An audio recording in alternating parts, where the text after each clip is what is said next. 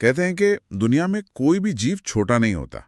जरूरी ये नहीं कि शरीर कितना बड़ा है, बल्कि मतलब इच्छा और जिद कितनी बड़ी है। बिल्कुल। आज हम एक ऐसी ही कहानी पर बात करने वाले हैं जिसकी सिर्फ एक लाइन सुनकर शायद किसी को भी लगे कि हैं, ये क्या मजाक है। हाँ, मतलब एक आदमी मरता है और मक्खी बनकर लौटता है अपना बदला लेने।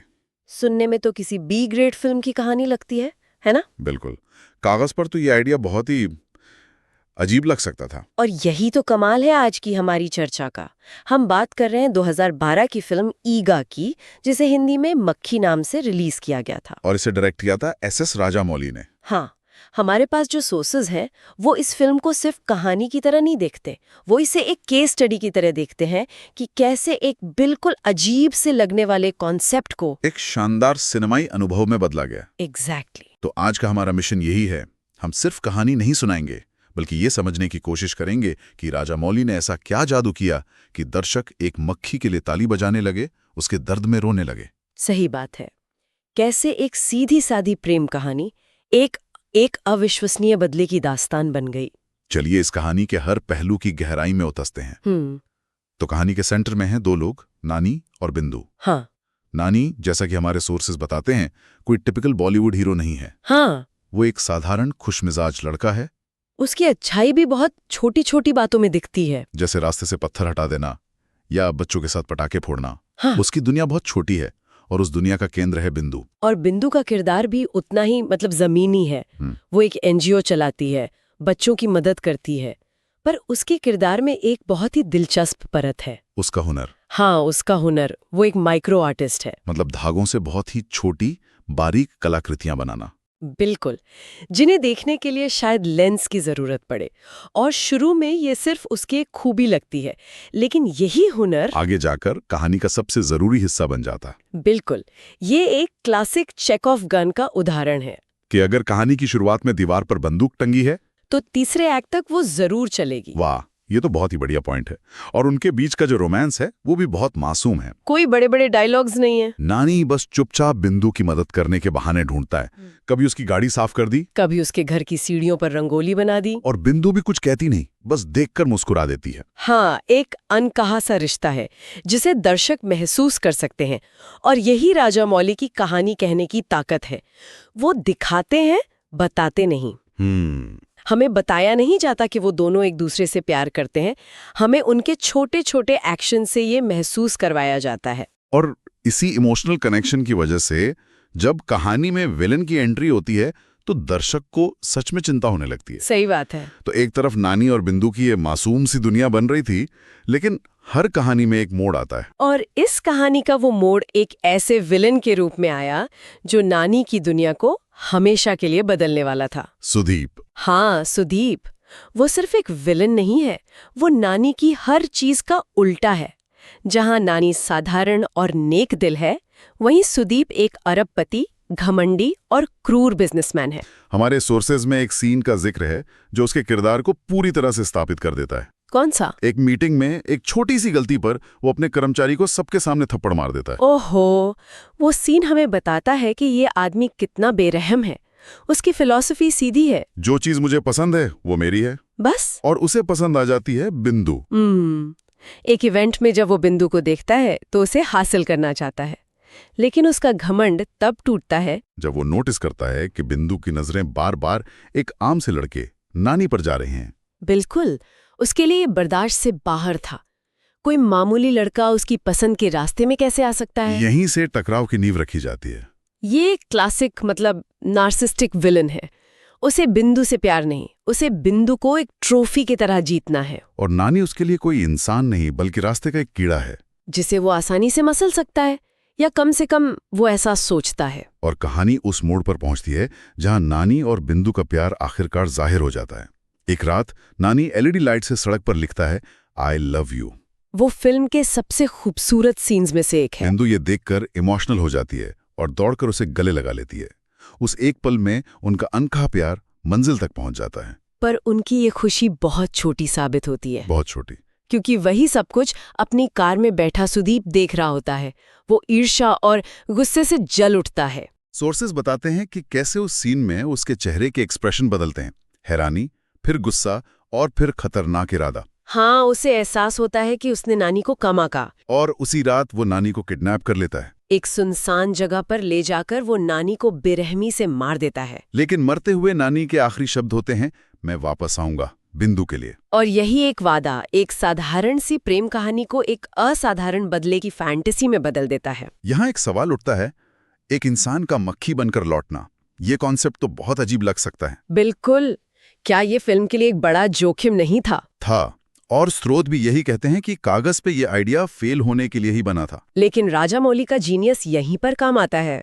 वो मक्खी के जन्म और उसके संघर्ष को इतने भावनात्मक और वैज्ञानिक नजरिए से दिखाते हैं कि दर्शक सवाल करना बंद कर देता है। हाँ, हमें दिखाया जाता है कि कैसे नानी की आत्मा एक मक्खी के अंडे में जाती है, कैसे वो अंडे से बाहर निकलती है, कैसे उड़ना सीखती है। और जो चीज सबसे ज्यादा असरदार है वो है पर्सपेक्टिव। अच्छा।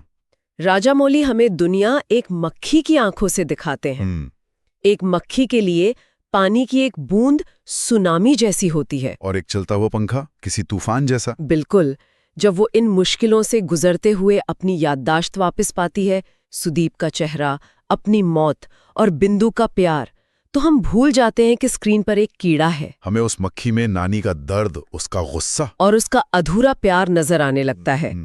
और फिर शुरू होता है बदले का वो सिलसिला जो इंडियन सिनेमा में शायद ही पहले कभी देखा गया होगा। और ये कोई सीधा साधा बदला नहीं है, ये बहुत क्रिएटिव है। स्रोत इसके कई मजेदार उदाहरण देते हैं।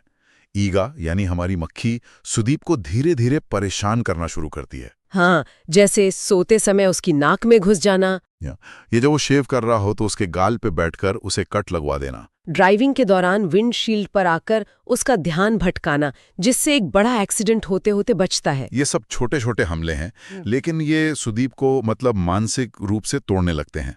उसे समझ नहीं आता कि ये हो क्या रहा है, एक मक्खी उसे क्यों टारगेट कर रही है। और ये हमले सिर्फ कहानी में अनोखे नहीं थे, बल्कि तकनीकी तौर पर भी एक बहुत बड़ी चुनौती थे। बिल्कुल। हमारे सोर्सेज बताते हैं कि 2012 में एक मक्खी को मुख्य किरदार बनाकर इतने रियलिस्टिक CGI शॉट्स देना लगभग नामुमकिन माना जाता था। हाँ, हर सीन, जैसे मक्खी का सुई की नोक पर बैठना या विंडशील्ड पर पानी की बूंदों से बचना, एक बड़ी तकनीकी उपलब्धि थी। इसमें भारतीय सिनेमा में VFX के लिए नए दरवाजे खोले। सही बात है। और उधर सुदीप का किरदार धीरे धीरे डर और पागलपन में डूबने लगता है। वो अपनी आलीशान घर को एक किले में बदल देता है।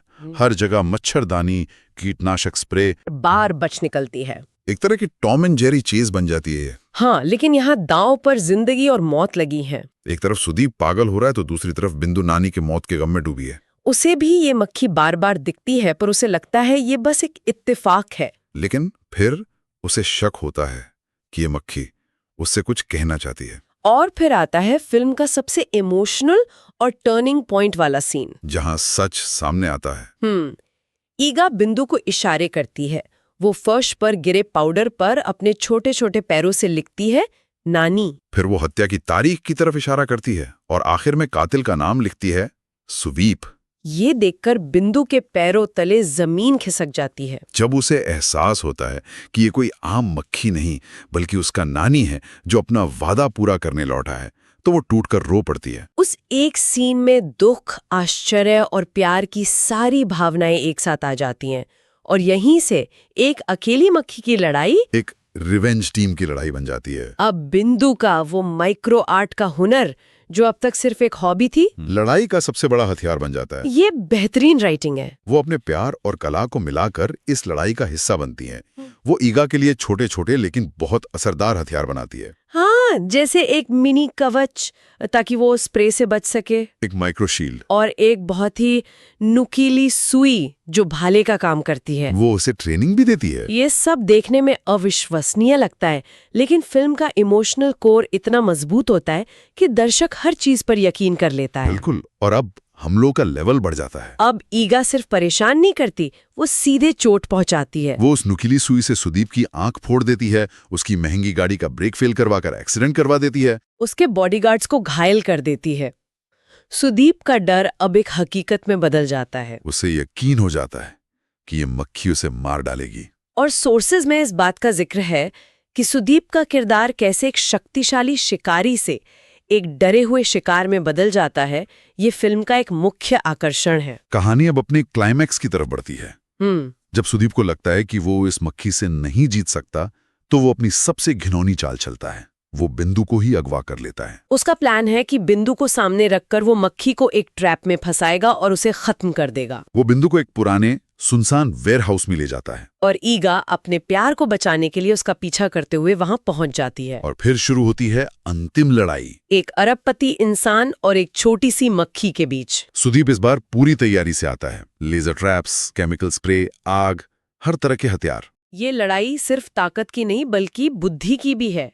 ईगा अपनी तेजी और छोटे आकार का फायदा उठाकर इन सब हमलों से बचती है। वेयरहाउस का हर कोना एक बैटल ग्राउंड बन जाता है। और अंत में ईगा एक ऐसा कदम उठाती है जो उसके बलिदान को दिखाता है। उसे पता है कि वो शायद सुदीप को सीधे नहीं मार सकती, तो वो अपनी जान की बाजी लगा देती है।